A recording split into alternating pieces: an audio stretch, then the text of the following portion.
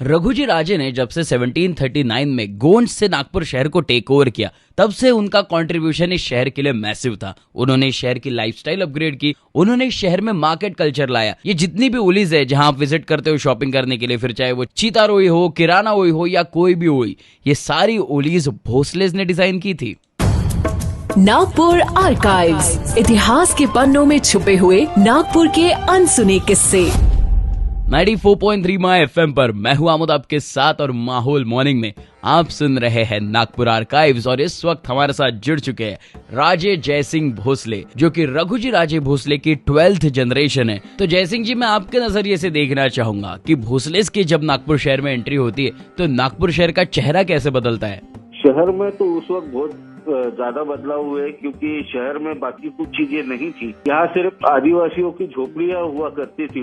उसके बाद जब रघुजी महाराज ने नागपुर को राजधानी बना के अपना कार्य शुरुआत की, उसके बाद से नागपुर में डेवलपमेंट, उस वक्त जो मार्केट के डेवलपमेंट हुए जी, रोड, उस वक्त महल बनाए गए राजाओं के लिए, सरदारों के लिए। एग्जैक्टली अगर आप सुने गांव की अमराई में जाओगे तो आपने नोटिस किया होगा कि वहाँ टब्स है, वहाँ एक ऑक्टागोनल शेप का स्टेज है, मुरलीधर मंदिर है। वो भोसलेस का एक फार्म हाउस टाइप होता था जहां वो अपना समय बिताने जाते थे वॉर्स के बाद और सारी चीजों के बाद। इसलिए आज भी सोने गांव के उस अमराई एरिया में जब भी आप जाते हो तो आपको भोसले कालीन कई सारी चीजें नजर आती है। उनके भी बारे में बात करेंगे और ये भी जानेंगे कि तब से लेकर अब तक कौन से ऐसे फेस्टिवल्स है जो अभी भी मनाए जाते हैं इस राजघराने में। मैं हूँ आमोद आपके साथ, आप सुन रहे हैं नागपुर आर्काइव्स। चलो अच्छा, मोहब्बत इस फिल्म का अमिताभ बच्चन का डायलॉग बड़ा मशहूर है, परंपरा, प्रतिष्ठा, अनुशासन, ये गुरुकुल के 3 स्तंभ है। इनफैक्ट ये सिर्फ गुरुकुल के नहीं, हर एक राजघराने के 3 स्तंभ होते हैं, परंपरा, प्रतिष्ठा, अनुशासन। इसी के बारे में जान लेते हैं नागपुर आर्काइव्स में। नागपुर आर्काइव्स, इतिहास के पन्नों में छुपे हुए नागपुर के अनसुने किस्से। यस, इस वक्त हमारे साथ जुड़ चुके हैं राजे जयसिंह भोसले, जो कि रघुजी राजे भोसले की 12th जनरेशन है। और जयसिंह जी से थोड़ी देर पहले हमने ये तो जान लिया कि भोसले एरा में नागपुर शहर का चेहरा कैसे बदला, लेकिन अब जयसिंह जी, मैं आपसे ये जानना चाहूंगा कि कौन सी वो परंपराएं है जो तब भी फॉलो होती थी आपके राजघराने में और अभी भी होती है? जी, परंपराएं तो ऐसी बहुत है। गणेश जी की परंपरा है जी, जो 300 सालों से लगातार चलते आ रही है। महालक्ष्मी जी की है।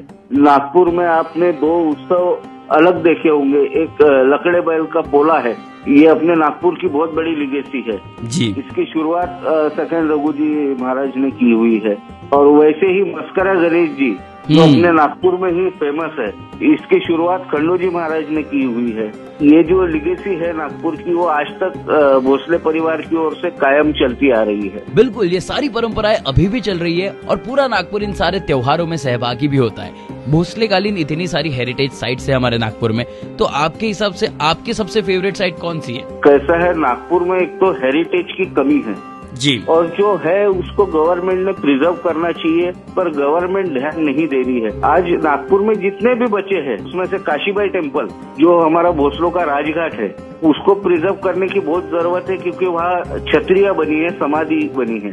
आज नागपुर में विजिट करने के लिए हेरिटेज स्ट्रक्चर में वो एक सबसे बड़ी जगह है। बिल्कुल, ये काशीबाई टेम्पल बेहद खूबसूरत है। इसका जल्दी एक वीडियो भी बनाऊंगा, मैं आप सभी के साथ शेयर भी करूंगा। लेकिन अगर अभी तक आपने काशीबाई टेम्पल को विजिट नहीं किया तो जरूर कीजिए। और सुनते रहिए नागपुर आर्काइव्स, नागपुर के इतिहास से जुड़े कुछ अनसुने किस्से। जब से मैंने नागपुर आर्काइव शुरू किया है, एक बात तो मैंने नोटिस की कि इतिहास तो इतिहास के पन्नों में जिंदा रहेगा, लेकिन जो हेरिटेज साइट्स है, जो इतिहास की साक्षी है, अगर वो ही कंजर्व नहीं की जाएगी तो आने वाली जनरेशंस उनके बारे में जान कैसे पाएगी? नागपुर आर्काइव्स, इतिहास के पन्नों में छुपे हुए नागपुर के अनसुने किस्से।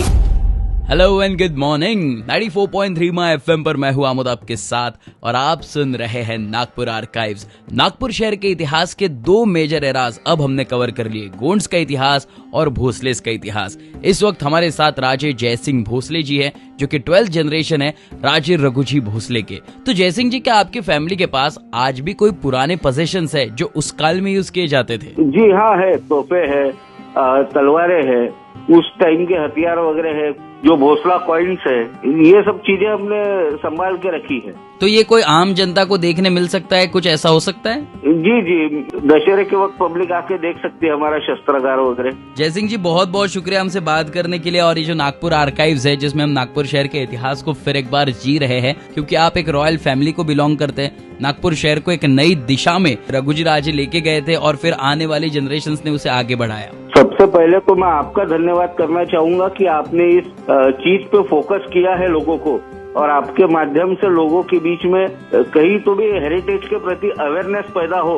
यही मैं कामना करूंगा कि नागपुर का जो ऐतिहासिक धरोहर है वो आगे की भी पीढ़ियों तक पहुंचे। यस, बिल्कुल पहुंचेगा नागपुर शहर का इतिहास आगे की भी पीढ़ी तक। तो चलिए दोस्तों, नागपुर आर्काइव्स में कल हम शुरुआत करेंगे द ब्रिटिश राज की, कि कैसे नागपुर का चेहरा ब्रिटिश एरा में बदला। फिलहाल यहाँ से कहीं मत जाइए, सुनते रहिए 94.3 माय एफएम। चलो अच्छा सुनते हैं।